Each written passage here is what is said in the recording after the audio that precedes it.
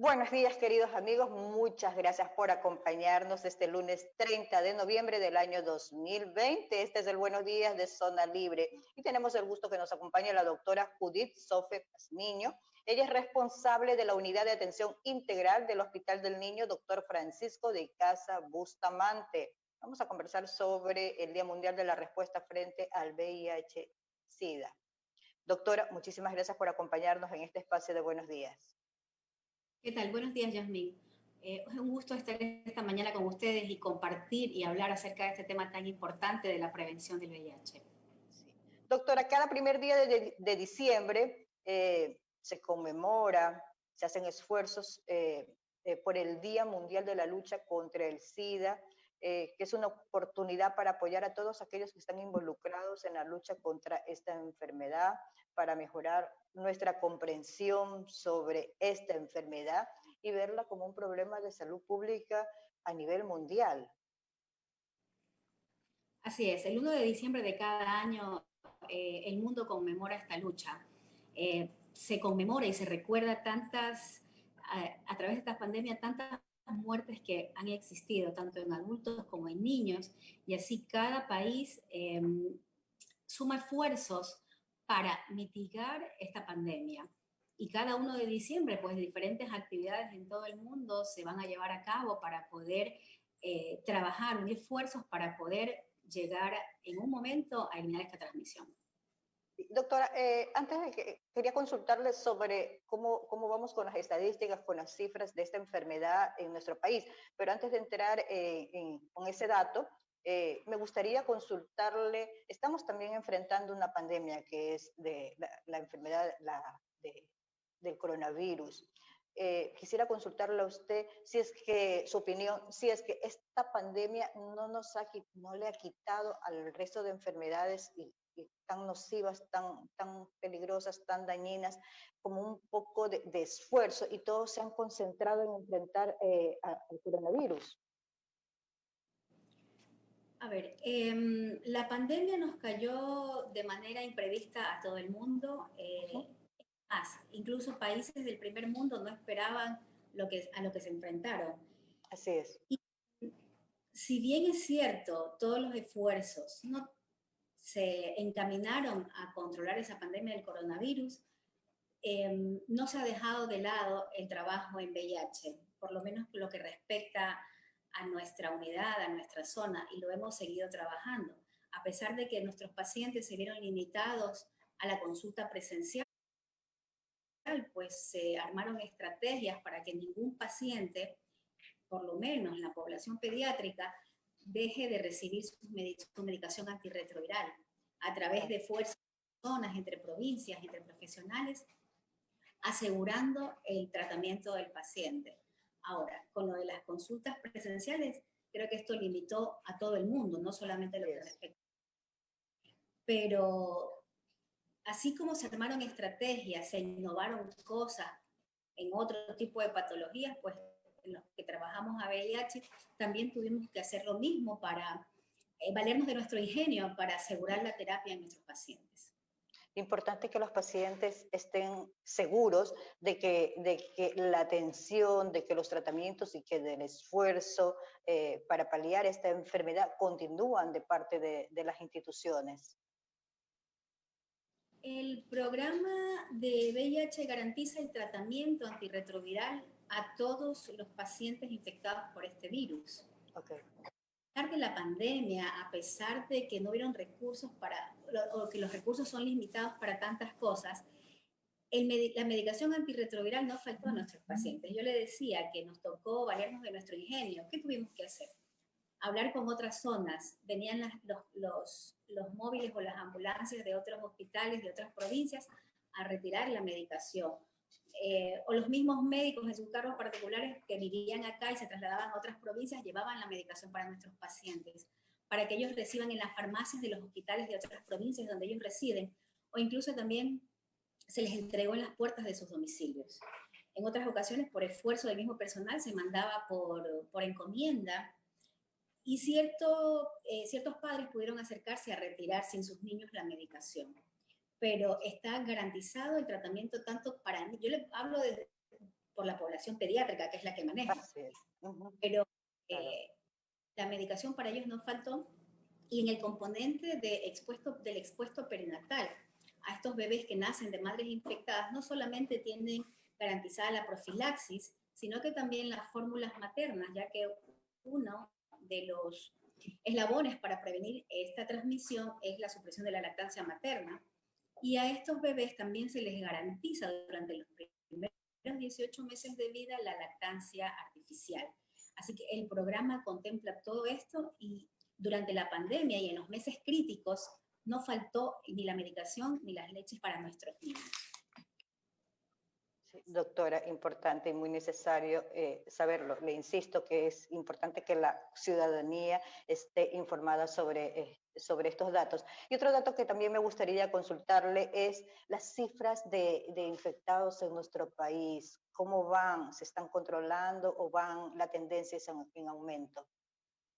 Mire, el país, y estos son números oficiales, el año pasado reportó 4.320 nuevos casos en general, adultos, entre adultos y niños, hombres y mujeres. Si hablamos de proporción hombres-mujeres, entre adultos y niños, la proporción es prácticamente 3-1 hombres-mujeres.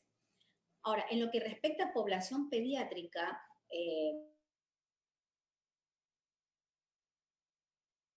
se mantuvieron los números de entre 500, 480 y pico. Este año, en lo que va del año hasta el mes de septiembre, tenemos 293 expuestos perinatales. Todavía nos falta el último trimestre del año de sumar estas estadísticas. Y niños infectados, en lo que va del año, nosotros tenemos 15 niños infectados, tal vez un poco más de lo que tuvimos el año pasado, pero vamos a ver cómo cierra el año para poder comparar con el año 2019. Y nuestra tasa de transmisión va entre 3 al 5%. Sí. Doctora, este año la Jornada Mundial tiene un objetivo. Elige prevenir el VIH, seamos responsables. El Ministerio de Salud está realizando algunas actividades, tiene una agenda prevista por este tema. Cuéntanos un poco al respecto.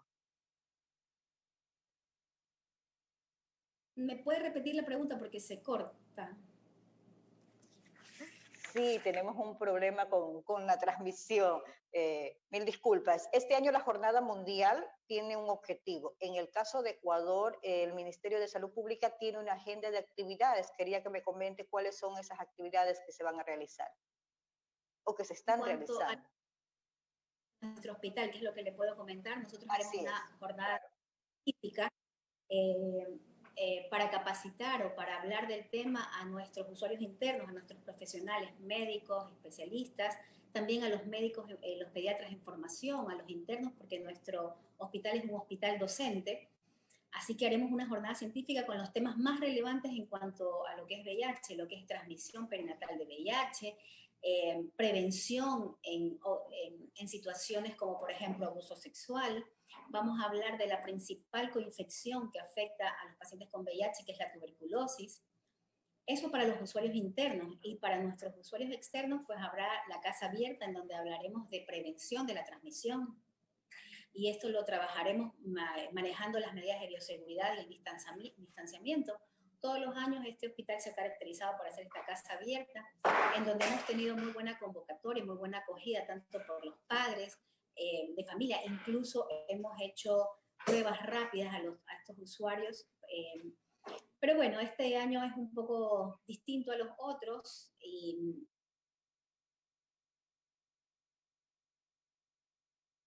tal vez tendremos menos afluencia, pero lo importante es que mantengamos las medidas de prevención en cuanto al COVID y bueno, mantendremos el distanciamiento. Pero básicamente son estas dos actividades, ¿no? Tanto para usuarios externos como internos.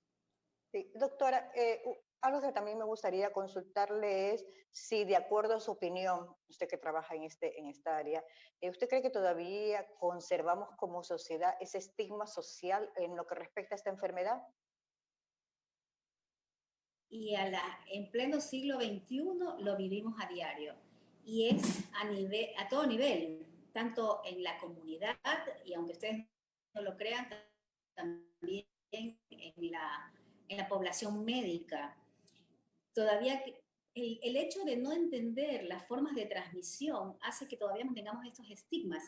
Las vías de transmisión son más que conocidas: relaciones sexuales, transfusión sanguínea, de una madre infectada a un hijo, pero yo les digo, si yo no tengo relaciones con una persona infectada, si yo no nazco de una mujer infectada, si yo no me estoy transfundiendo de una persona infectada, ¿por qué me voy a infectar con un beso, con un abrazo o con el buen trato que merece cualquier persona? Pero hoy en día vemos esta discriminación en los trabajos, en las universidades, eh, a veces en las especialidades médicas que no están acostumbrados a manejar este tipo de pacientes, tienen miedo a realizar un procedimiento, desde una punción lumbar hasta una cirugía, y le piden doble prueba, o el cirujano se pone doble guante, cuando en realidad son las medidas universales, porque si a mí me van a operar, ¿qué sabe el cirujano que porque soy médica no estoy infectada? Si yo a lo mejor soy población de riesgo. Entonces, las medidas que deberíamos tener, o las normas de bioseguridad son las mismas para todos los pacientes. Yo creo que este tipo de condición es una condición crónica como cualquier otra, por ejemplo, la diabetes, la hipertensión, en donde si tomamos medicación podemos tener una vida normal como cualquier otro y no transmitimos tampoco, ¿no? Pero sí, todavía nos falta abrir un poco nuestras mentes, nuestro corazón para poder entender esto y poder dar un trato cálido a nuestros pacientes o a nuestros conocidos, porque el VIH está en nuestro medio, está en nuestras casas, está en nuestro trabajo, en nuestro vecindario. Porque cualquier persona puede estar infectada con VIH y nosotros no sabemos, pero si llegamos a saberlo, pues yo creo que estas personas necesitan recibir un trato digno como cualquier otra persona, y en nuestro caso como cualquier otro paciente, con el respeto que merece. Claro que sí, doctora. Y justamente creo que uno de los objetivos de conmemorar un día a nivel mundial es justamente crear conciencia y trabajar en educación para la salud. Sus recomendaciones, como todas las enfermedades, hay que trabajar en prevención.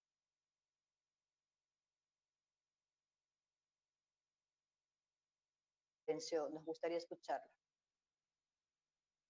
Claro, una de las principales estrategias en la que nosotros trabajamos es la prevención de la transmisión materno-infantil del VIH, ¿no? ¿Cómo podemos cumplir esa transmisión? Si nosotros cumplimos con varias fases de la prevención, ¿cuáles serían estas? Para que yo no tenga un niño infectado y no tener que no sumar números a esa estadística en la población pediátrica, ¿qué tengo que hacer? Testear tempranamente a una mujer embarazada para que ella sepa su diagnóstico. Si ella sabe su diagnóstico tempranamente, podrá iniciar tratamiento antirretroviral tempranamente. ¿Con eso qué garantizo?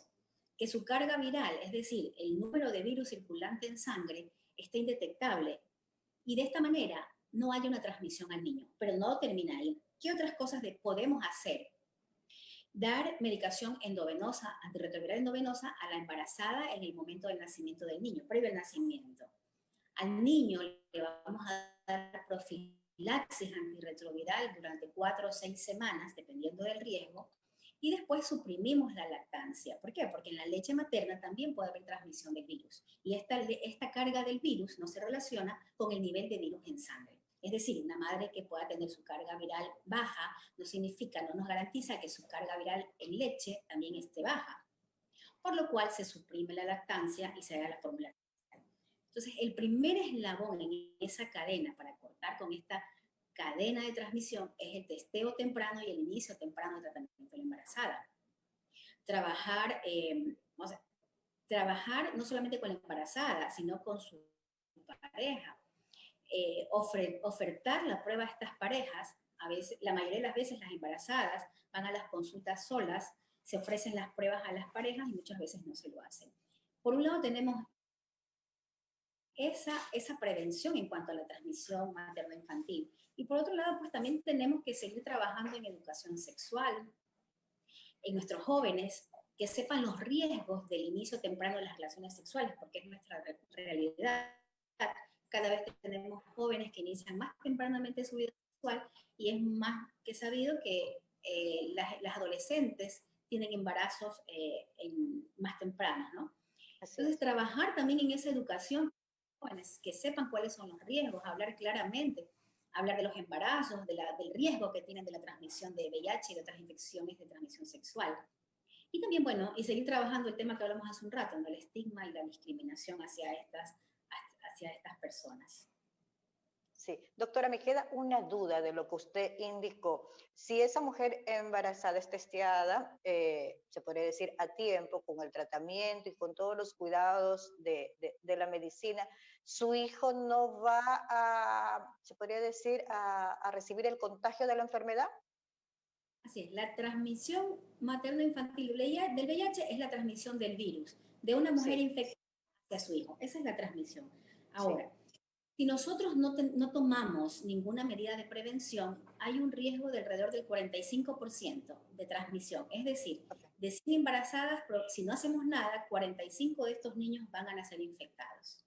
Ahora, si hacemos todo lo que yo les he dicho, de diagnóstico temprano, tratamiento temprano, carga viral indetectable al momento del parto, es decir, ese es el factor más importante, la carga viral materna, cercana al nacimiento del niño. Si yo cumplo con todo esto en la prevención, más la profilaxis en el bebé y la supresión de la lactancia materna, ese 45% yo lo puedo llevar a un 2%. Hay países en América Latina que ya han eliminado esta transmisión. Cuba fue el primero en el 2015 y después otros países más se fueron sumando. En total hay 11 países que